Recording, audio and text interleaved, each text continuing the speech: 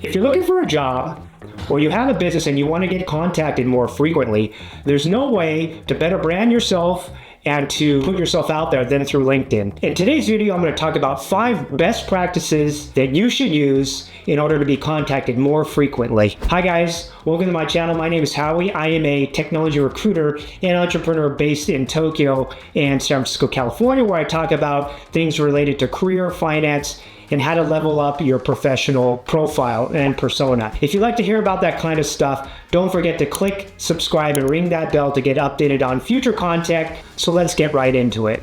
The first part of the LinkedIn profile that you should be concentrating on is the intro. The intro is the top half of the fold that people come in contact when they access your profile. Focus on getting keywords that are going to go a long way in describing what you do and that people can easily search on either through the LinkedIn search bar and or through Google. Use keywords that are related to your background and what you've been doing professionally. The good thing about LinkedIn now is that you can not only add the summary of what you do in the intro part, but you can actually add a personal URL or website or other social media links that people can access. By accessing your profile, there will be a pencil icon, at least from the user side, where you can click on that and you just scroll down to the custom button. Now, by clicking the custom button, it gives you the option of adding a personalized link that you can link out to your Instagram or company website or other type of social media that you want to connect with, and then add a URL, and also you can add the link text so that alerts users and viewers,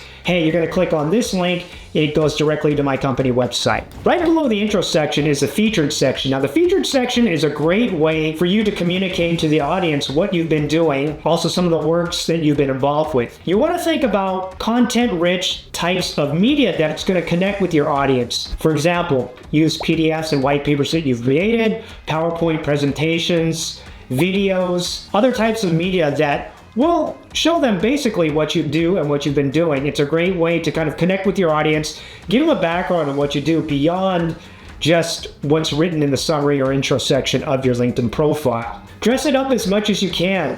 Don't be shy, and don't be shy about promoting yourself. It's a great opportunity to get to know your potential prospects and or viewers out there. Right below the featured section is the about section, and the about section on LinkedIn is akin or very similar to what you would see in the summary part of the resume. Now, you want to think of not in terms of what you have literally on a resume, but think about more kind of a flow where you can kind of write, capture the audience's attention. If you've done a lot of creative writing in the past, reading a lot of fiction and nonfiction, it will help in terms of developing the right framework and the right message that you want to broadcast to your audience. This person has done an excellent job in terms of relaying what he's done in the past and how that kind of melds or meshes into experience, but not putting it in such a kind of strict format where it turns off the reader or kind of, not so interesting to read. Experience is really important because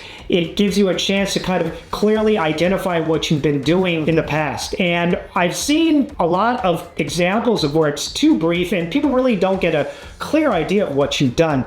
So therefore, be as verbose and detailed as possible. Don't be shy. Put in a lot of verbs and a lot of detail. Put in a lot of stuff on what you've done. For example, if you're a project manager, you want to define each project that you've done in the past to a T, the types of technologies you've used, how you were able to add value to the company and or team, what type of achievements and or accomplishments that you were able to reach during that your tenure, during that time of you were doing the project management. Finally, below is the recommendation section. Now, the recommendation section is really important. Think about when you are going to a hotel or you're thinking about dining at a new restaurant, right? Typically, if you go to Yelp, is this ranked highly? Do they have 1, 2, 3, 4, 5 stars, right? The same thing is for your LinkedIn profile. Ask as many people in your network and or people that you've worked with in the past for recommendations. On average, try to solicit 1 new recommendation per week. When someone hits your LinkedIn profile, they're going to scroll down to the recommendations, say, hey, this person was highly recommended. They come out with extreme high-level accolades and recommendations from this person. They are an expert in whatever field you're in. Having more recommendations is better. It gives a clear idea on the type of work that you've been involved with, the type of work you've done, and exemplary to the audience, to the people out there, that this person is a person to be trusted. Well, I hope you liked today's video and got a lot of value added on these 5 great profile tips that you should implement in your LinkedIn profile. I guarantee you will be hit more often if you just put these into practice. Don't forget to click and subscribe. Thanks so much for supporting the channel, and I'll see you on the next video.